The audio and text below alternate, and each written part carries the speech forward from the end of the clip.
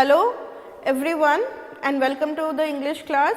I am Neeta, your English teacher, and today we are going to do the poem of Unit 6, that is 6.2. And what is the name of the poem? The Mystery of Talking Fan. Talking Fan की mystery यही इस poem का नाम है. तो what do you mean by mystery? Mystery का मतलब क्या होता है? मिस्ट्री का मतलब होता है कुछ रहस्यमयी. तो टॉकिंग फैन की मिस्ट्री, इसे क्या समझते हैं हम? टॉकिंग फैन की मिस्ट्री से हम समझते हैं कि कैसे एक फैन जो है वो बात कर सकता है, यही समझते हैं ना. तो फैन बात कर सकता है क्या? लेकिन हाँ, फैन बात तो नहीं कर सकता है, लेकिन जब गर्मी का मौसम ख़त्म हो जाता है और हम पंखे बंद कर देते हैं और फिर वो 6 महीने तक बंद रहते हैं और फिर जब हम उनको 6 महीने के बाद ऑन करते हैं तो फैंस जो हैं वो क्या करते हैं? बहुत सारी आवाज़ करते हैं. और वो आवाज़ कैसा लगता है सुनने से? ऐसा लगता है जैसे कि कोई बात कर रहा है, जैसे कोई क्या कर रहा है? बात कर रहा है ना? ऐसा लगता है ना? तो हाँ, यही है हमारा मिस्ट्री ऑफ टॉकिंग फैन की मिस्ट्री. तो अब हम देखते हैं, पहले हम क्या करेंगे, किसने लिखी है पोएम उसके बारे में जानते हैं. The mystery of the talking fan is written by American poet Maude Rubin. तो पोएट का क्या नाम है? Maude Rubin.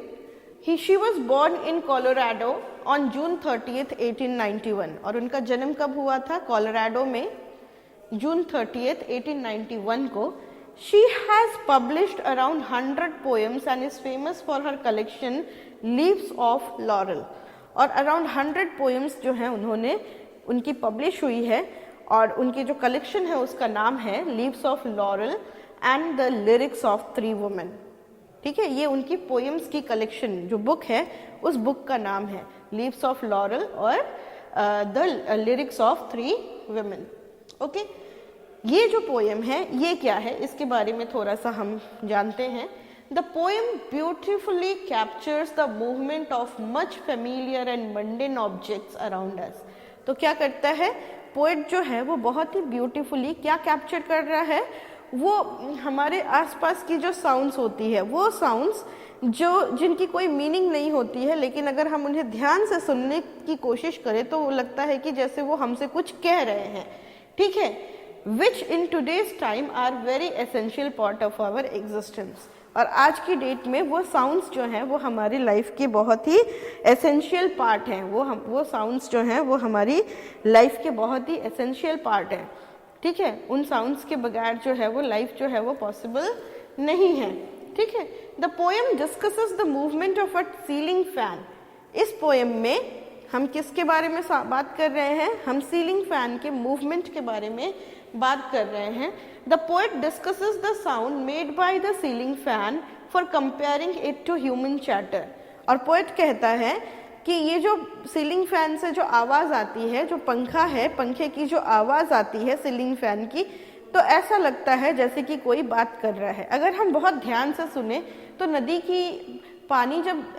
के पानी जब ऊपर से पत्थर पे गिरता है तो जो आवाज़ आती है तो भी ऐसा लगता है कि जैसे कोई बहुत हैप्पीली कुछ बोल रहा है ना. तो उसी से कंपैरिजन किया गया है कि और वैसे ही जो पंखा है उससे भी ऐसी ही आवाज़ आती है, ऐसा लगता है जैसे कि कोई बात कर रहा है.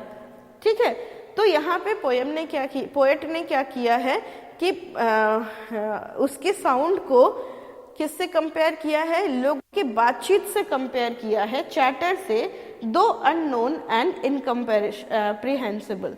और ये ऐसी आवाज़ है जो अननोन है, समझ में नहीं आ रही है, लेकिन ऐसा लग रहा है जैसे कि कोई चैटर कर रहा है, कोई बातचीत कर रहा है.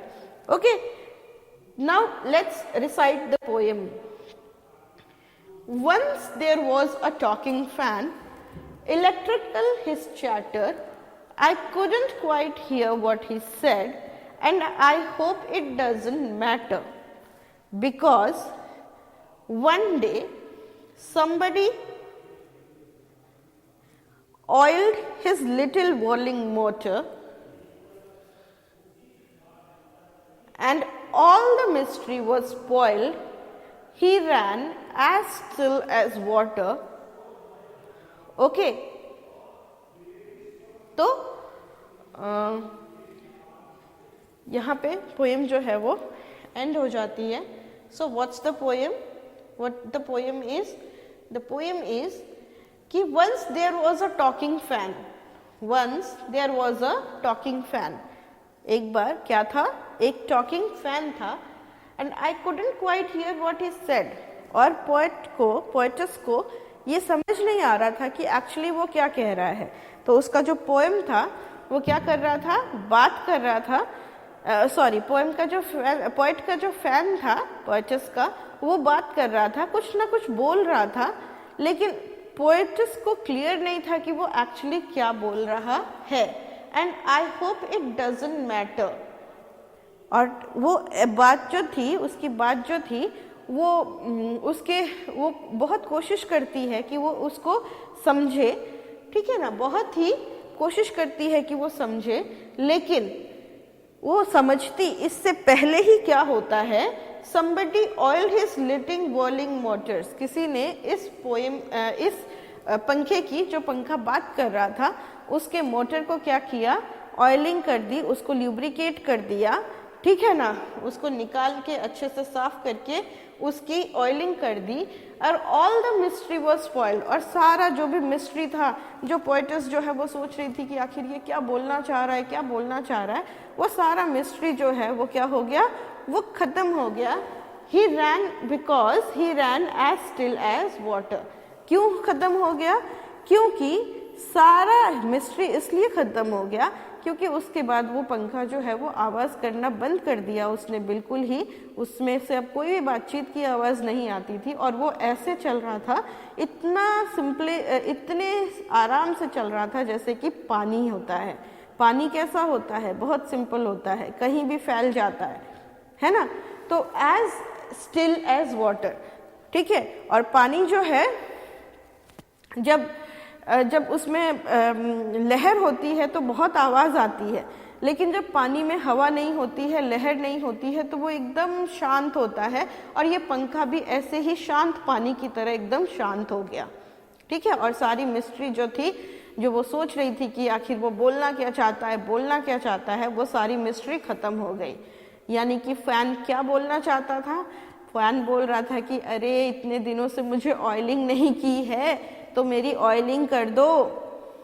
ठीक है, बस वो यही बोल रहा था कि अरे मेरी ऑयलिंग कर दो, मेरी ऑयलिंग कर दो. और जब उसकी ऑयलिंग कर दी गई तो उसने बोलना जो है वो बिल्कुल बंद कर दिया, ऐसे जैसे कि जब पानी जो होता है शांत, एकदम वैसा, है ना.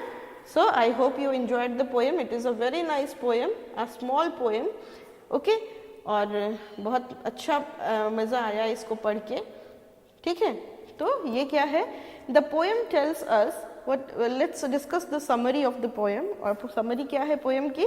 कि the poem tells us once upon a time the poet had a talking fan. वो बताता है कि एक बार पोएट जो है उसका एक टॉकिंग फैन था, आवाज़ करने वाला पंखा था, जो कि बहुत सारा इलेक्ट्रिकल चैटर, जब भी उसे ऑन किया जाता था तो वो बोलना शुरू कर देता था. Poet couldn't hear what that talking fan would say. और पोएट को बिल्कुल समझ नहीं आता था कि क्या कह रहा है, आखिर ये कहना क्या चाहता है और ये क्या कह रहा है. ठीक है ना. And she wrote that he hoped that the electrical chatter was meaningless in context. और वो सोचती है कि ये जो ये जो भी चैटरिंग है, जो भी फोन बोल रहा है, वो क्या है? वो मीनिंगलेस है. वो जो भी चीज़ें बोल रहा है उसकी कोई मीनिंग नहीं है. क्यों? क्योंकि this is because one day someone केम. क्योंकि एक दिन कोई आया और उसने क्या किया? उसकी ऑयलिंग कर दी. And the fan so that it couldn't make its chatter like noise, ताकि उसमें से जो चैटर लाइक नॉइज होती है वो ना आए. And since then there had been no mysterious noises from it. और उसके बाद से उसमें कोई भी आवाज़ जो है वो नहीं आई. ठीक है. उसके बाद से आवाज़ जो है वो बिल्कुल बंद हो गई और कोई भी आवाज़ नहीं आई. no mystery behind its chatter as it worked as noiseless as still and as stagnant water. और उसके बाद जब उसमें ऑयलिंग कर दी गई, ग्रीसिंग कर दी गई, उसको ल्यूब्रिकेट कर दिया गया, तो उसकी सारी आवाज़ जो है वो बंद हो गई। ऐसा लग रहा था कि अब वो बिल्कुल ही शांत है, उसमें कुछ भी गड़बड़ नहीं है और कुछ भी नहीं है। ठीक है, तो now what do you understand by this? इसका मतलब क्या है कि जो मिस्ट्री है उसमें कोई मिस्ट्री नहीं थी, बस इतनी सी बात थी कि उसको ऑयलिंग की ज़रूरत थी और उसको ल्यूब्रिकेशन की ज़रूरत थी, और जैसे ही वो चीज़ पूरा हुआ तो उसकी सारी आवाज़ जो है वो कहाँ ही तो गायब हो गई, और वो ऐसे चलने लगा जैसे कि पानी जब स्टिल होता है तो बिल्कुल आवाज़ नहीं करता है, उस तरीके से। तो what is the theme of the poem? Theme यही है पोएम की कि अगर कभी भी कोई भी इलेक्ट्रिकल गैजेट जो है वो आवाज़ करे या फिर वो कुछ ऐसे साउंड प्रोड्यूस करे जो कि उसे नहीं प्रोड्यूस करना चाहिए, तो हमें ये नहीं सोचना चाहिए कि हम क्या करें, ये साउंड आ रहा है, ये कुछ बोलना चाह रहा है कि नहीं, बल्कि उसका सल्यूशन ढूंढना चाहिए कि उस आवाज़ को हम कैसे बंद करें, या फिर अगर वो कुछ अनयूजुअल काम कर रहा है तो वो अनयूजुअल काम करना कैसे बंद कर दे, उसका सल्यूशन हमें ढूंढना चाहिए। यही इस पोएम की थीम है। ओके, तो I hope you enjoyed the poem the mysterious fan. Now we will just discuss the rhyming scheme and poetic device. तो राइमिंग स्कीम के लिए अभी हम पहले पोएम को देखते हैं। ठीक है, तो इसमें क्या है?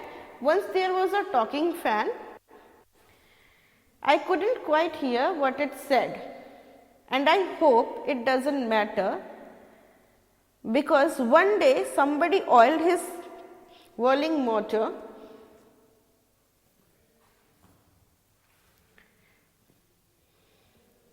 and all the mystery was spoiled. He ran as still as water. Okay, तो इसका जो राइमिंग स्कीम है वो हम देख लेते हैं क्या है। ये है first fan, okay, then chatter, then here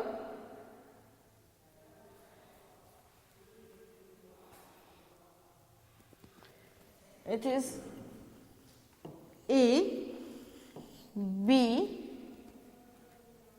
then I couldn't quite hear what he said, C, and I hope it doesn't matter. Sorry, ये तो राइम कर रहा है इसके साथ, B के साथ, तो ये होगा B, A, B, fan, chatter, said, matter. फिर क्या है? It's because one day somebody oiled his whirling motor. Okay? फिर then again oiled, D,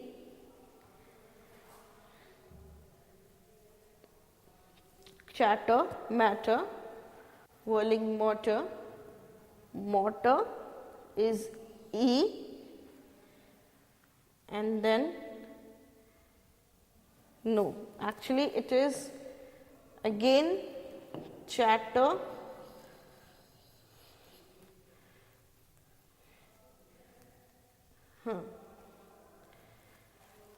so we are just going to do is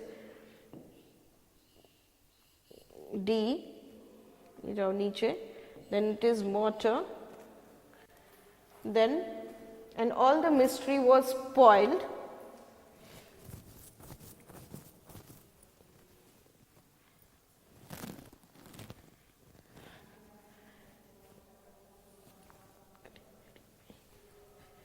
spoiled, D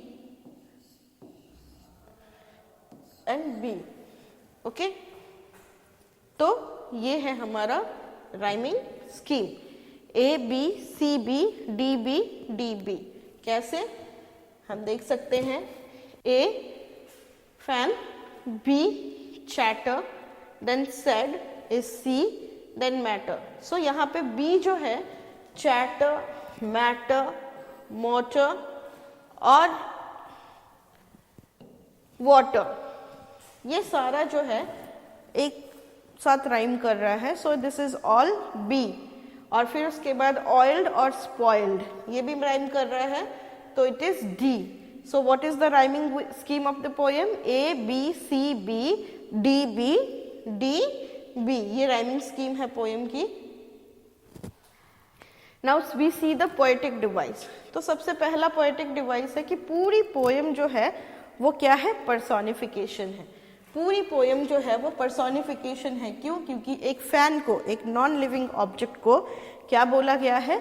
एक living object के जैसे बताया गया है। बोला गया है कि वो एक लिविंग ऑब्जेक्ट है और वो क्या करता है? वो बातें करता है ना? mentions a non-living object, ceiling fan, as something that has life. He said that the fan talks, runs, communicates, है ना? दौड़ता है, टॉक करता है, कम्युनिकेट कर रहा है, ये सारी चीजें तो एक लिविंग थिंग करती है। तो एक फैन को, नॉन लिविंग थिंग को लिविंग थिंग जैसे बताया जा रहा है। यानी क्या है? जो पोएटिक डिवाइस है, पहला पोएटिक डिवाइस वो क्या है? Personification. Okay, so the first poetic device is personification, जहां पे पूरी पोएम में क्या किया गया है? एक लिविंग थिंग फैन को, नॉन लिविंग थिंग फैन को एक लिविंग थिंग के जैसे बताया गया है कि it is talking, it is running, it is communicating. Okay, now the next is metaphor. Okay, next is metaphor. तो फर्स्ट लाइन जो है पोएम की, once there was a talking fan, ठीक है, यहाँ पे क्या है? मेटाफर है, क्योंकि यहाँ पे पोएट जो है वो here the poet compares the continuous noise made by the fan to the talking. तो टॉकिंग फैन नहीं, क्या होगा? नॉइज मेकिंग फैन होगा। लेकिन जो पोएट है वो क्या कह रहा है? कि वो टॉकिंग फैन है ना? वो ये नहीं कह रहा है कि once there was a fan which was making a lot of noise, It was making a lot of disturbing sound. वो क्या कह रहा है? उसको talking बोल रहा है। तो यहाँ पे there is a metaphor, there is a comparison, indirect comparison of continuous sound with the talking of human being. Human being के talking से उसको क्या किया है? compare किया है। तो क्या, कौन सा figure of speech है? metaphor। क्या है? metaphor। तो पहला फिगर ऑफ स्पीच जो है पोएटिक डिवाइस वो है पर्सोनिफिकेशन, और फिर दूसरा जो है वो क्या है? मेटाफर है। अब हम देखेंगे तीसरा, जो कि है सिमिली। सिमिली कैसे है? सिमिली है, इस लाइन में बोला गया है, सिमिली वो फिगर ऑफ स्पीच होता है जिसमें कंपैरिजन की जाती है एक चीज की दूसरे चीज के साथ। तो यहाँ पे फैन की कंपैरिजन की गई है एज स्टिल एज वाटर। ठीक है, फैन कैसा है? As still as water. Fan का साउंड ठीक हो गया, उसके बाद फैन कैसा हो गया?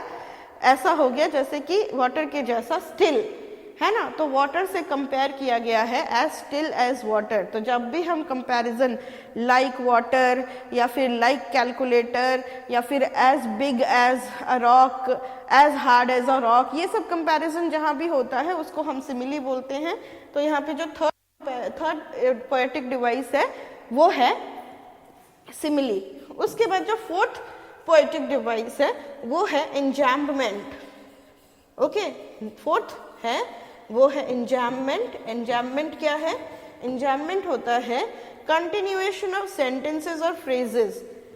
जब कोई फुल स्टॉप कॉमा नहीं होके सीधा सीधा सेंटेंसेस होती हैं तो उसे हम एंजैम्बमेंट बोलते हैं। जैसे कि यहाँ पे है, आई couldn't quite hear what he said and I hope it doesn't matter because one day somebody oiled his whirling motor and all the mystery was spoiled। मतलब इतना बड़ा है, इसमें 2-3 सेंटेंसेस हो जाएंगे लेकिन इसमें कोई कॉमा फुल स्टॉप ना होके ये पूरा का पूरा सेंटेंस जो है वो लिखा हुआ है। लाइंस जो हैं वो पूरे बिना कॉमा फुल स्टॉप के साथ लिखी हुई हैं। तो इसीलिए जो फोर्थ पोएटिक डिवाइस है वो क्या है? एंजैम्बमेंट। तो इस छोटे से पोएम में देखो कितनी सारी चीजें हैं। पर्सोनिफिकेशन भी है ना? एक नॉन लिविंग थिंग को पर्सोनिफाई किया गया है, एक लिविंग थिंग बताया गया है। मेटाफर भी है क्योंकि नॉइस को बोला जा रहा है कि टॉक कर रहा है। सिमिली भी है क्योंकि बोल रहा है कि वो अब एज स्टिल एज वाटर हो गया है। और एंजाममेंट भी है क्योंकि बिना कॉमा फुल स्टॉप की वो पूरी सेंटेंस जो है वो एक या दो सेंटेंस जो है वो कंटिन्यूअसली कंटिन्यू होती चली जा रही हैं। तो ये सारे जो हैं these are all poetic device. Now let's see the word meanings of this lesson. Okay, तो पहला है मिस्ट्री। मिस्ट्री क्या होता है? अगर कोई चीज जो होती है सीक्रेट होती है तो उसको हम बोलते हैं मिस्ट्री, रहस्यमयी, है ना। समथिंग सीक्रेट, अननोन, कोई चीज अगर सीक्रेट है, अननोन है, तो हम उसे बोलते हैं mystery. Next word is ceiling. Ceiling क्या होता है? Top surface of the inside of the room. अगर एक रूफ है, छत है, तो उसको ऊपर से बोलते हैं रूफ, छत, टेरेस, लेकिन उसके नीचे से उसको अगर हम बोलेंगे तो क्या बोलेंगे? सीलिंग। ठीक है, रूफ के नीचे का जो पार्ट होता है जहां पे हम पंखा लटकाते हैं उसको क्या बोलते हैं? सीलिंग बोलते हैं। ठीक है, नॉइजी, नॉइजी का मतलब होता है a loud unpleasant sound. Loud unpleasant sound को बोलते हैं नॉइज। उसके बाद क्या? रिलेटिव। रिलेटिव मतलब क्या? कंपैरेटिव, उसके कंपैरिजन में। ओके, इलेक्ट्रिकल तो सबको पता है, इलेक्ट्रिसिटी से रिलेटेड है तो वो इलेक्ट्रिकल है। ऑयल्ड, ऑयल यानी कि लुब्रिकेट करना, मशीन में ऑयलिंग करना, उसको ऑयल्ड बोलते हैं। वर्लिंग, वर्लिंग मतलब ऐसे स्पिन करने को वर्लिंग बोलते हैं, टर्न रैपिडली। मोटर, मोटर का मतलब होता है अ मशीन। स्पॉइल्ड, स्पॉइल्ड का मतलब होता है डैमेज्ड और डिस्ट्रॉयड। ठीक है, डैमेज्ड और डिस्ट्रॉयड, DESTROYED, डिस्ट्रॉयड या फिर damaged. Okay, now let's see some self made questions of this lesson. Why is the talking fan mysterious? Talking fan को मिस्टीरियस क्यों बोला है? It is mysterious because the sound produced by the fan seems to say something, but the poet not able to understand it.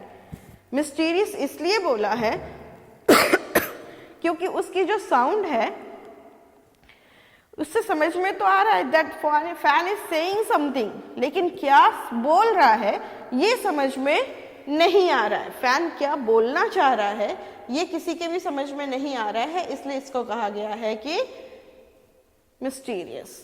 Who is the poet of the poem? Poet कौन है? Maujer Ibn is the poet of the poem. Okay. What did the talking fan become quiet one day? तो talking fan जो है वो एक दिन एकदम चुप क्यों हो गया? क्यों हो गया भाई चुप? इसलिए चुप हो गया क्योंकि किसी ने उसके whirling motors में क्या किया?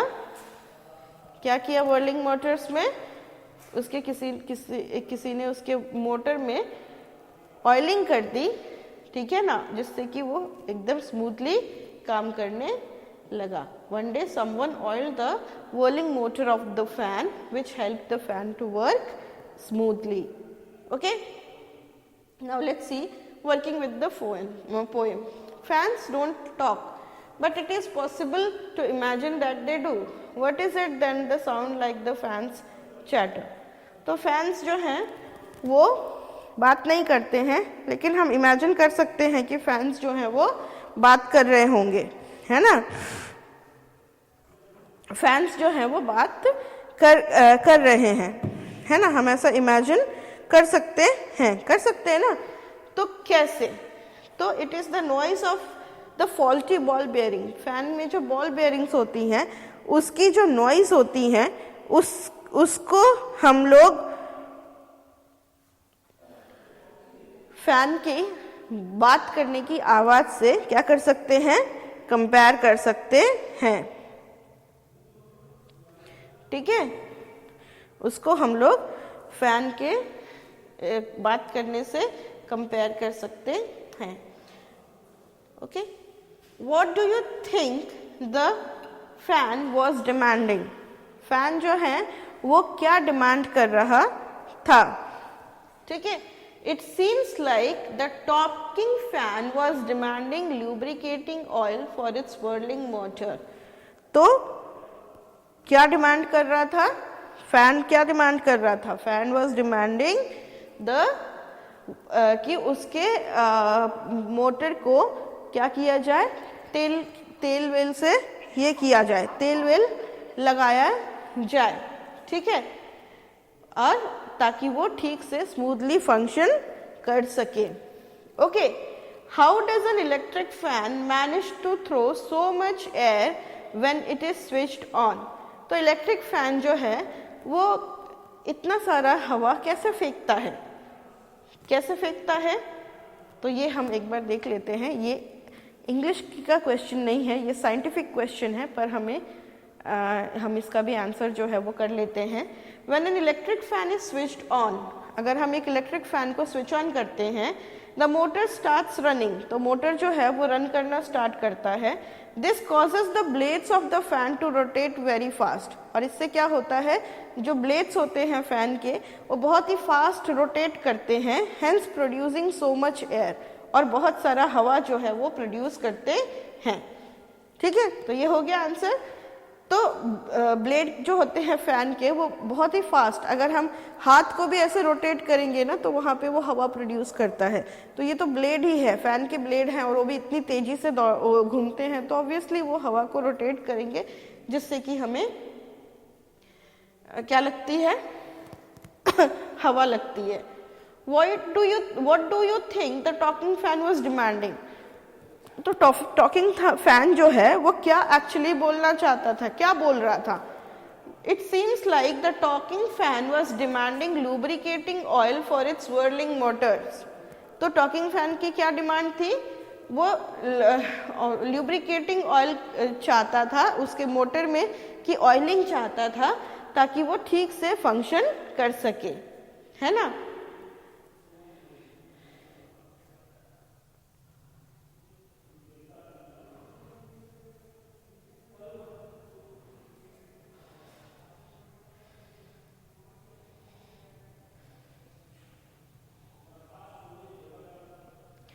Is there a talking fan in your house? Create a dialogue between the fan and the mechanic. तो क्या तुम्हारे घर में कोई टॉकिंग फैन है?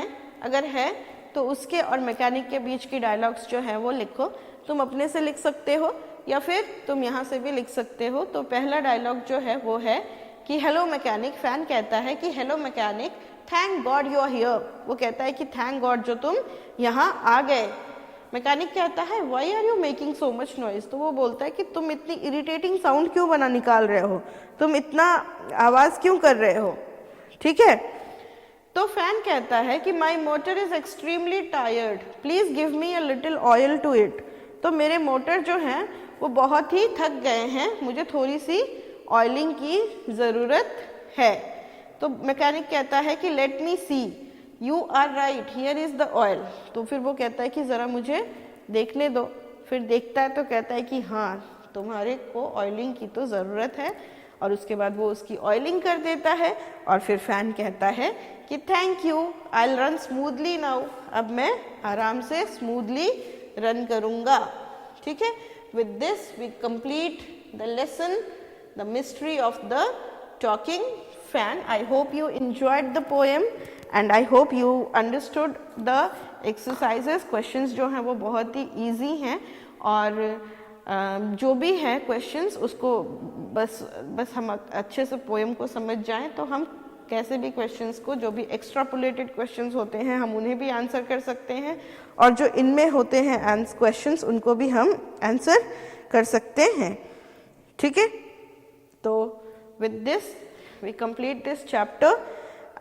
In our next class we will come again with another chapter. तब तक के लिए bye bye, take care and be good.